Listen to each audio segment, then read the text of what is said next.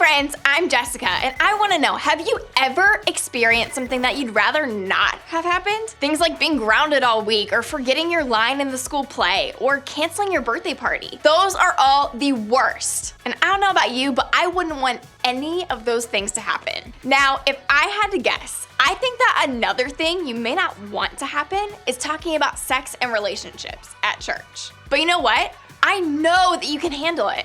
And this week, we're going to have some real talk about something I think is super important to remember. But before we get into our talk today, I want to ask a question. How many of you have expectations about dating? I want you to think about it for a second. Now, I'm not talking about the expectations you have for yourself. I'm talking about the kind that other people have for you.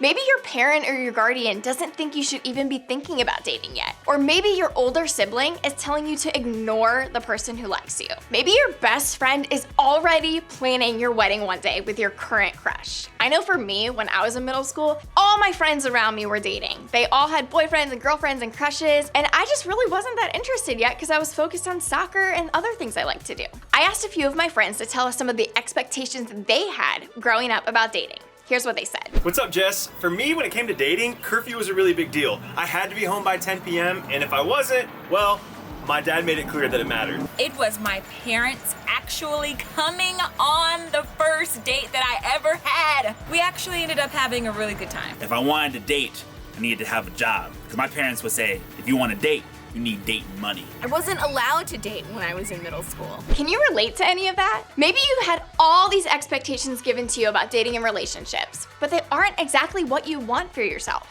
Or maybe you've never even thought about what you wanted when it comes to dating and relationships. That's okay too. What you need to know is these thoughts are normal.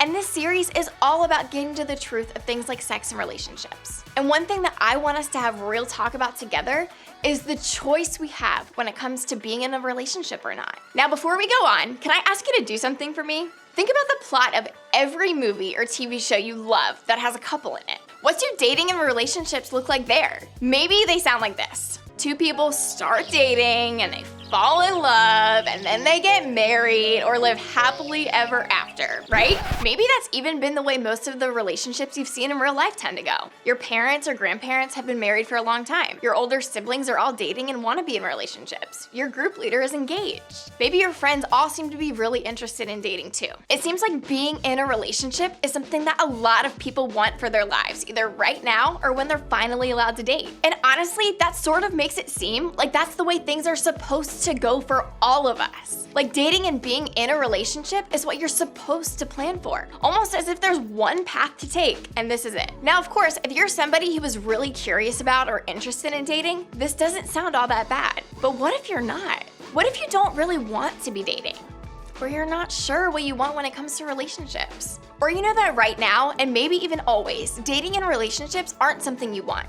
Is it really an option to choose something else for your life? A lot of times it feels like the answer is no, doesn't it? Whether it's because of the rules or expectations put on us or just what we've seen around us, it's easy to think that when it comes to something like dating and relationships, there's really just one option. And if we don't choose that option, if we don't want to be in a relationship either now or as we get older, well, it can feel like somehow we're going to miss out. We may start to wonder, is it okay if I never date or get married? If I choose not to be in a relationship, will people think that something's wrong with me? Or what if nobody wants to be in a relationship with me? Is the entire point of life just to get married and have kids? Will God be disappointed if I don't do those things? Can God still use me for cool, amazing, incredible things if my life doesn't include dating and relationships? If you found yourself asking questions like these, then I'm so glad that you're here. Because not only is this a place where we can have real talk about stuff like this, it's also a place where we discover what's true about it.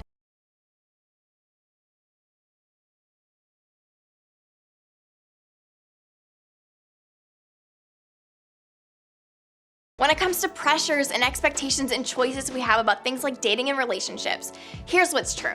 If your path in dating and relationships doesn't look the way everyone seems to think it should, that's okay. In fact, I can guarantee you that if dating and relationships are never a major part of your life, you definitely do not have to wonder if you're missing out on big, amazing things. And how do I know that? Well, because of what Jesus said about this whole thing. And knowing Jesus changes everything, including the way we see relationships. If there is anybody who is not afraid to have real talk about anything, it's Jesus. When he was alive on earth, he made a point to tell people the truth about life and what God's best for us really looks like. And the good news for us is that the people who knew and followed Jesus then wrote down what they heard and saw so that we can read about it today. We're going to look at some things that a couple of Jesus's closest friends and followers recorded from his time on earth. And they're things that can help us shift our thinking when it comes to not only our relationship status, but the whole point of life. Before we get into it, let me set the scene for you. Jesus spent a lot of his time on earth teaching and preaching. He shared stories and lessons and messages to help people understand things about God and about life. One of Jesus's most famous sermons is known as the Sermon on the Mount. Now, this is just a fancy way of saying that Jesus delivered this particular message on, you guessed it, a mountain. And while the entire message is pretty cool, there's one part in particular that I think can help us understand what our focus in life should be. So let's take a look. You're here to be light, bringing out the God colors in the world. God is not a secret to be kept. We're going public with this, as public as a city on a hill. If I make you light bearers, you don't think I'm going to hide you under a bucket, do you? I'm putting you on a light stand. Now that I've put you there on a hilltop, on a light stand, shine. Keep open house. Be generous with your lives. By opening up to others, you'll prompt people to open up with God, this generous Father in heaven. Now, I love the way that Jesus put this. When we're following him, the one and only goal for our life is simple: to reflect who God is to the world all around us. To be a light that shines God's love. To live so boldly and brightly that nothing can hide it. Kind of like this. Whoa, that one's bright. Because when we make that our focus, people can't help but notice. It's like a light in the darkness. When we use our gifts and our passions and our whole lives to reflect God to the world around us, people will see it. They'll notice. And maybe it will lead them to turn their light on too and start following Jesus. See, that's the point. As followers of Jesus, our one and only goal is to live our lives so that light shines out of us. When we make that our focus, we know we're not missing any part of the point of life. Now, maybe you're thinking, that sounds cool and all, but what does this have to do with whether or not I choose to date? And I think that's a great question. See, there are so many different ideas about what the point of life is. A lot of them have to do with things like dating and relationships and eventually getting married. And sometimes even other Christians may lead us to believe that if we're not interested in dating or getting married, that somehow we'll be missing out on God's plan for our lives. But that kind of thinking is not true. In fact, it completely misses the point. Jesus calls us to live a life that shines and reflects God. And as people made in the image of God, we can do that all on our own. We don't need a significant other or a relationship to show God to the world around us because we already have God's image in us. Can marriage reflect the image of God? Absolutely. Can a single person reflect the image of God? Absolutely. Are you missing anything if you choose to be single? No, not at all. Real talk? You can choose to be single.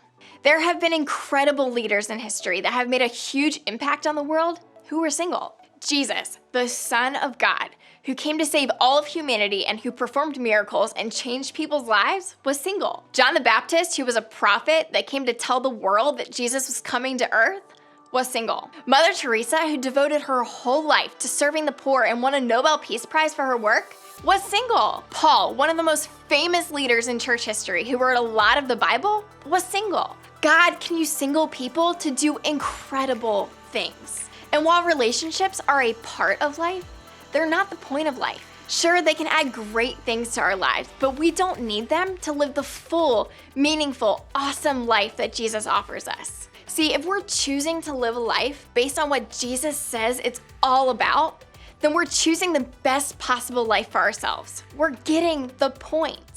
You can have people ask you on dates and people ask you to be their boyfriend or their girlfriend, and you can still choose to be single. Just because somebody likes you doesn't mean you need to be in a relationship with them. It's about what you want, not what they want from you.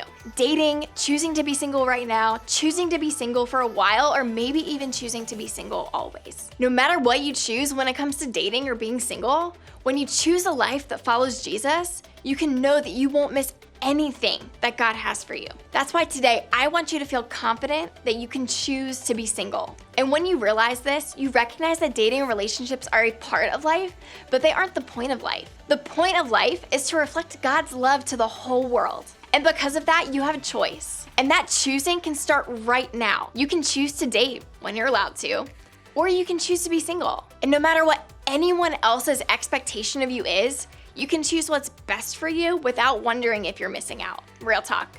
You can choose to be single. And we can experience the full, amazing, incredible life that Jesus came to give us, no matter what. We can reflect God to the whole world around us, whether we choose to date or choose to be single. And I don't know about you, but that kind of life sounds like something worth running toward.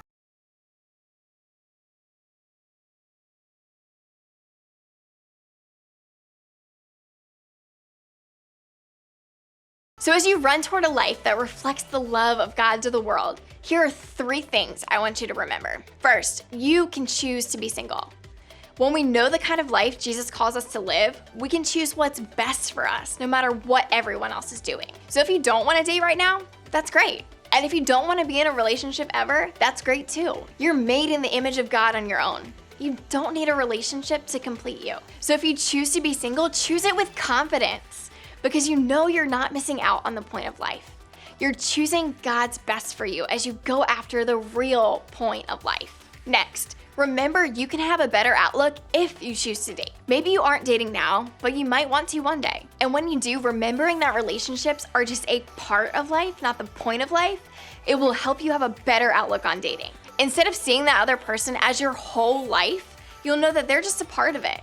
Instead of looking for someone to complete you, you'll know you're already complete. And if you eventually choose something else, like to break up or be single, you'll know that you're not missing out on anything just because you aren't in a relationship. Lastly, remember you can celebrate what other people choose. Because here's the truth, my life may look different than your life. What Jesus leads me to won't be the same exact thing that he leads you to. And honestly, that's amazing, because each one of us is made uniquely. For some of us, that might include things like relationships.